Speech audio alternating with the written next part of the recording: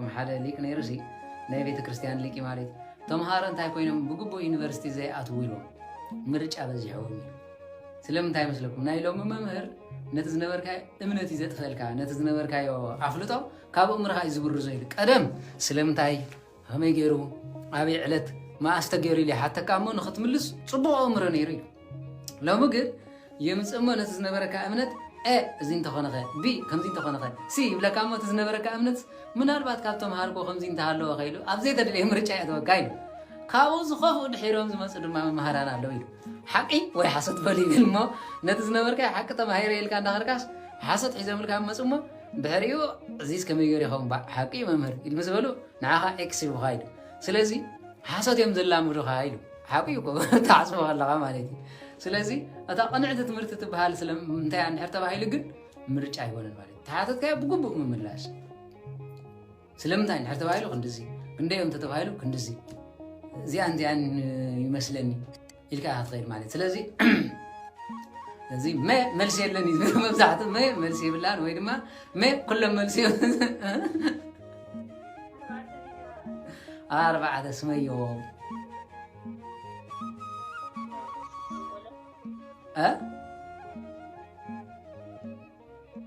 أنت أنا سلنك نجي في لندي مسير زلوا خفا بلبا أي أنت صعون نغرو داي قد سكم أنت إلو خلق زي تسحقني راس زي كون غير صار يا تاي يترسي سلم دتنا بريجرينو مجيزة سولن أي سنة إسلامي دوني سنة مسمع على في نمبري لاي بار سويدي حراي بقول كندا يتابع له كلتا بلو كلتا هذا تبايو لبلي من بل عن ستين إذا عاصم مالد هذا تبايو تخيل ما من رباحي تزي كوينو على ساق عرقي بخدك سخليل جزء مزفط له كما عواف زعم السهول مالتي كلتا عينة تبايو زلو الثالث يقول نخلهم زي تقاللين أمنت نو أروي أبز غدي حدر ما أنت اللي أبز موقعات حدر صقع لهم وذا ترفقه زوال دلوني فلتيهم الثالث تباي نخلهم كذا تقالل تخونت الثالث تباي جمالتي نفس فروم يملوسيهم نفس فروم سلازي هلا لا أرجع عدي من لسن مجرم بو غير هذا بحال ترخيب صاري زغصر بو غيره بعرايونكم مالي دهر تغط كيت دهر كاين ግን نفس خرس سلازي يقولوا قصص እንዳወለን ጎዚዝ መስማል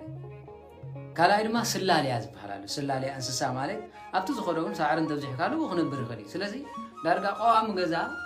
ይውልን ማለት አብቱ ዝመቆይ ዝሐድር እቲ ክልተ ጠባይ ዝበሃል ግን እንታይ ማለት ሓደ ዝበልዕ እንስሳትን ክሰን ይብሉ ተኻላይ ድማ ሃብተ ምርባሕ ከምቲ ፍረይ ተፋሪኑ ምድር ምልዋት ተባለ እንስሳውን ምልዋት ተባለ በዚህን ነገር ክትዓክተይ ተኸልያ ጽጋባ አድግን ሐራሊን ታሲር ካላ ገመል በጢስ ይዝኸይድ ወላ ጀሪካን ጽዒን ካና ባድግ ክስቀድ ይዝደል እዚ እንታይ ማለት ጠባይ ባህሪ እዩ ማለት እንደገና ድማ ዝብላዕ እንተ ሲንካ ወላ ዝገበርካ እንተ ገበርካ ሓፅር ዘሊሉ ምኻሪ ተርፎል ወላ ይሰበር ማለት ስለምንታይ ምኸብዲ አይተውጻዮ ወዲ ሰብውን እዚ ማለት ስለዚ ንሰብ ከኸንደይ ጠባይ ዘሎ ጠባይ ባህሪ በልኩም ባህሪ ወዛሕ በል ኸዲ ጠባይ كندا يتابع له لنستن هالرايس كذا سلستس كندا يتفتوني هم سكس كده مساعي نقرنا بس الله سيخوان الليل يديزو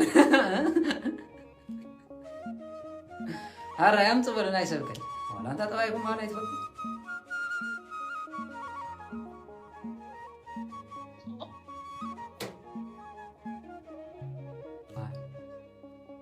زخلو تمهيرنا بلاش حراي بقول حزب نسب كندا يتابع له تباي ملأخاوي تباي انسساوي سبعو تباي نبلو مالتي ملأخاو تباي زبال أكلتين ويفصم سيطاني ويفصم دما نهو نيجزي أفيرا مسجاني ناي ملائكة تباي زبال مالتي تباي سيطاناو زبال مس ملائكة تقاللو هذا بقول تباي سيطاناوي ويدما تباي ملأخاو نبلو أينا إن هر تبايلو ወይ ሰይጣን ተኮይኑ ክፋአቱ ዝባሃል አይቋርጽኒ መላእክት ተኮይኑኻ ምስጋና ዝባሃል አይቋርጽኒ ሓቀዶ እንስሳው ጠባይ ዝባሃል ከንታይ እንድሕር ተባሂሉ ዝበልዕን ሰትየን ዝድቁሰን ይዝር እምበር ካልእ ነገር ዘገድሰ ይኮነ አምላኽ ያለ ዘገድሰ ይኮነን ማለት ሰብአዊ ጠባይ ዝባሃል ከንታይ እንድሕር ተባሂሉ كم سب بملكه خم تفترة بمسلو خم تفترة فليتو نو زوفر لساعات زات ولا ساعات زول على ساعات زمر ولا ساعات نو نام እግዚአብሔር ዝኸለ ለሰዓት ይፈልጥ እዚ ናይ ሰባይ ጠባይ ናይ ሰብ ዝበሃል ጠባይ ማለት መልአካው ጠባይ ዝበሃል ግን ካብ እግዚአብሔር ተፈልያ ተኸይድ ነብስ የላን ስለዚህ ፍጹም ጠባያዊ መልአክ ዝበሃል ንመነኮሳን ፍጹማን መብዛሕቱ ዝወሃቢ ስለዚህ አትሊስት ሰብ ምዃን ዝጠፈና ብሰዓዚ ማለት ስለዚህ ጠባይኩምን ሕርዘ ይፈልጥኩም ናይ እንስሳውን ተዚ ይፈልጥኩም ሽግር ይመጻለ ስለዚህ ተሓላይ ጠባይ ዝበሃል ዘሎ ድማ እግዚአብሔር ረሲዑ አና አምላኽ ይኾን ኢሉ ብውድቀት بحاتي تزفيق زنبر كان تاي بحال طباي رخص منفس ويدما طباي سيطاناوي سلازي زي بمولي مان ازي كله يغير دنا حتى بايلو بحري زي يغير غير بحري قروا شغاري نتز نبر طباي ግን ነው በወቅት ዘቀየሪ ማለት ምክንያቱ ጥዑይ ዝነበረ ጥዑም ዝነበረ ጠባዩ ህፃን መጀመሪያ በኻይ ኾውን ኸዲ ጠባይ ሓቀል ጠባይ ዘይብሉ عبي مسبلة እንዳለ በመስከደ ልብስ ገብራለሁ ገሊኻ ሕያዋይ ጸኒሑ ሩቁም ዝኸውናለሁ ስለዚህ ብምንታይ ዝዕረን ሕርተ ባይሉ ብምኽርን መጽፋዕትን ማለት ወዒን ተኮይኑ ጸጥባል ከምዚ ግበር ብዘይ ጠፍ ዝዕረ ህፃን የለ ሲርካ ቀባጢርካ ከምዚ ጌርካ ገለመለዝ ባህርባ ሓሰዲ ተተኻይሉ ጽቡቕ ግን ነው መግናሕትሲ ግደፍ ማለት ጽቡቕ ስለዚህ በዚህ ምባል ጠባይ ይቀየሪ ኣብ ዓድና ጥዑም ጠባይ ነርና መቸም ኣብ ሓደ ቅርዓት ዓዲ ኮፊልካ ኣብ እግሪ መቅዕደ ቂስካ ወላ እንዳፈጻኻ ትድቅስ ሓቀይዶ እንዳፋጻኻ እንዳበልካ እግሪ ገለብ ተረኺብካ ወይ ዝባን ሓሰር ተረኺብካ ለጥ ኢልካ ትድቅስ ሕጂ ግን ጠባይና ተቀየሪ ጥቡቕ ዓራት ገለ ምስ ተረኽበ መተ ሓደ መተርኣስ ትውትፍ እንዲያም ካብዛ ኩርሲ እዚኣ ጽቡቕ የለን ግን ኮፍ ምባል ኣይጥዕምትን ከመይ እንተልኩምን ሓሳብ ከምዚ በሊ መጸካ ሓሳብ ከምዚ በሊ መጸካ ሓሳብ ከምዚ በሊ መጸካ ጠባይና ኢታ ኩርሲ ኢኻ ትወስድ ማለት ስለምንታይ ቀጢልካ ክትመራ ይትኸደል ናብዚን ክትብል ኢኻ ማለት ዋላ ስቕ እንተበልካ ከምዚ ክትብል ከለኻ ንሳ ባህርያ ከም ስለ ዝኾነ ሸለውለው እያ ትብለካ ስለዚ እዚ ብዝኾፊልና ንምህረኩም ትምህርቱ እንዳርጋ ሸለውለው ይኸውን ሓቀይዶ ሸለውለው እንዳበልና ንምህረኩም ትብልብኹም ኣይሓድርን ሸለውለውለውለው ዝዘረባ ማለት እዩ ስለዚ ኩሉ ጠባይ ዛዕለ ስለዚ ናብቲ ትምህርትና ክንምለስ እንከለና ኖና ሐዋርያት ፍጹም ጸጋ ፍጹም ስልጣን ሂቡ ክሰዶም ከሎ ንርኢ እንታይ ኢልዎም ማለት እዩ ኖ ዝተኣሰረት አድጊ ክትረኽቡ ኢኹም ንሕና ናይ እግዚአብሔር አምላኽ አድጊ ናይ ወዲ ሰብ እንታይ ማለት እዩ መጽዓኛ አገልጋሊት ንሕና ድማ ናይ እግዚአብሔር አምላኽ እንታይ ኢና ማለት እዩ ባርያ መጽዓኛ ካህናት ተኾይኖም እድጉ እግዚአብሔር እዮም ኖ ኃጢአትና ይጸሩ ናይ እግዚአብሔር መስዋዕት ይጸሩ ክርስቲያን ተኾይኑ መከራ ይጸውር መስቀል ይጸሩ ተባሂሉላ ሓቀዶ ክጸውር ዘበለ ብምንታይ ዝምሰል ማለት በአድጊ በአገልጋሊ ስለዚህ በዚህ ስለዝኾነ እዩ ኖ ኣብቲ ገልግሎት ግን ዒሎ ክትከውን ትኽእል ኢኻ ገልገል ክትከውን ትኽእል ኢኻ ሄሎ አንተ ግን መስመር ዶኒ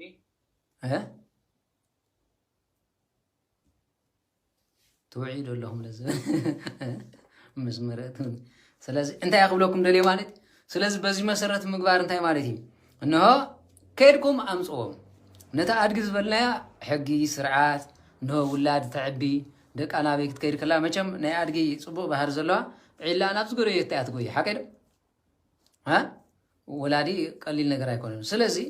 ነታ ንጽህታ ኣድጊ እዚኣ ዒላ ናብ ዝኸዶት እያ ትኸይድ እንዲያም ወለድና ክዛረቡ ከለዉ እንታይ ይብሉ ማለት እዩ ታሪክ ማዕረኽ እንዳይ ሓቂ እዩ እንሱ ግን እንታይ ይብል ኣድጊ በቕልሲ ውላድ ዝተኸልአትሉ ምክንያት ለዋህ ስለ ዝኾነት እያ ስለምንታይ መጀመርያ ወሊዳ ክትዕንድር ከላ ምስ ረኣየታ ፀጊባ ደድሕሪያ ምስ ከደት እንታይ ገይራ ናብ ፀድፊ ምስ ቀደፈትስ ደድሕሪ ጓላ ክትከይድ ኢላ ከደት እሞ ንኸልከላ ድሕሪ ግን ካብ ፈረስን ካብ ኣድግን ከም ትውለድ ገበራ ይዝብሉ ኣለዉ ማለት እዩ ሊቃውንቲ ይኮነን እዚ ተለምዳዊ ዘረባ እዩ ስለዚ እዚ ኣብ ተፈጥሮ መፂና እንብሎ ነገር የለን እግዚአብሔር ግን ምክንያት ሂልዎ ከምኡ ዝገበሮ ስለዚ በዚህ መሰረት ምግባር ነው ነታ ኣድጊ ዝተባሃለት እንታይ ማለት እዩ እቶም ሕጊ ለሚዶም ዝነበሩ እስራኤላውያን ዒል ዝተባሃለ ኣህዛብ እዮም ስለዚ ክልቲኦም ንመን የድልዮም ማለት እዩ ንእግዚአብሔር የድልዮም ጎይታ እንታይ ኢሎ ወንጌል ማለት መጀመርያ ናብቶም ናቱ መፁ ኣይተቀበልዎን ነቶም ዝኣምኖ ዘበሉ ግን ነው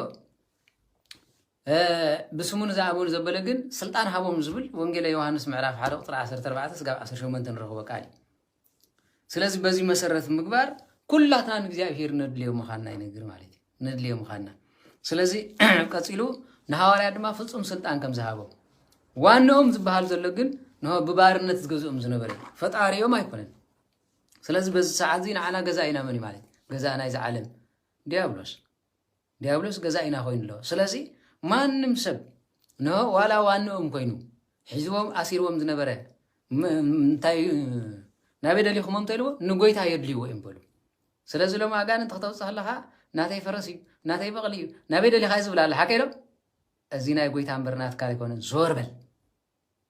ሎሚ ግን ከምኡ የለን ኣጋንንት ዘውፅእ እንተኮይኑ ኖ እንታይ ኢሉ ማለት ጎይታ ኣጋንንት እኳ ናበይ ደሊኻዮ ናተይ እንተኢሎምኻ ናይ ጎይታ የሚልካ ሕድጎ እዩ ዝብል ዘሎ ሓከኢል ሎሚ ግን ሓደ በቃ ንእሽቶ ተፈሊጠ ኢልቶ መፅሓፍ ሎሚ ዘሎ እኮ ሰበ ወላ ኣጋንንት ነውፅኢና ዝብሉ መን ኢኻ ኢሎም ዛርዶ ቃበደ ይብሎ ሽዑም ሓተትዎ ከም ዝገብሩ ነጋንንት እዮም ሓቲቶም ኣፍልጦ ዝፈልጥ ዝብላል ኣይ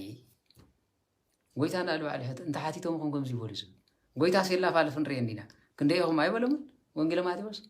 ንሕና ብዙሓት ኢና ልጌወን ኢና ክብል ከሎ ንርኢ ስለዚ ንእሽቶ ፍልጦ ዘለዎ ሰብ ክልተ ጠባይ የብሉን ንእሽቶ ዝፈልጥ ተኮይኑ በቃ ጠባይ የብሉን ዋላ ብመሃሩ ዋላ ገለ ብሎ መርሚሩ ዝፈልጥ ሰብ ተኮይኑ ግን ከም ኣምላኽ ትዕግስቲ ዝኸይድ ለመቀረብ ጻድቃን ሃበ እግዚአብሔር ልቦም ያም ከመቀላይ ባህሪ ይብለዋል ጻድቃን ናብ እግዚአብሔር እንዳቀረቡ ብትሩፋት ብገድሊ ክኸዱ ከለው ልቦም ከም እግዚአብሔር እንዳዓመቆ ይዝኸይድ ስለ ሰባት ዝነበሮም ኣተሓሳስባ እንዳተቀየረ ይዝኸይድ ድኹም ኮይኑ ይለካ ከም ዝኾነ እስጢፋኖስ መጀመርያ ክንሪኦ ከለና ንእግዚአብሔር ተቆርቋሪ ዝያዳ ናብ እግዚአብሔር ምስ ቀረበ ግን ካሃርሞ ከለው እንታይ ዝብሎን ዝገብሮን ይፈልጥን ሞ ይቀረበሎም ግን بعلت عرب مستم هادم زنبركو حديمي مخنات مجمريات حزين غويتا زختلز نبري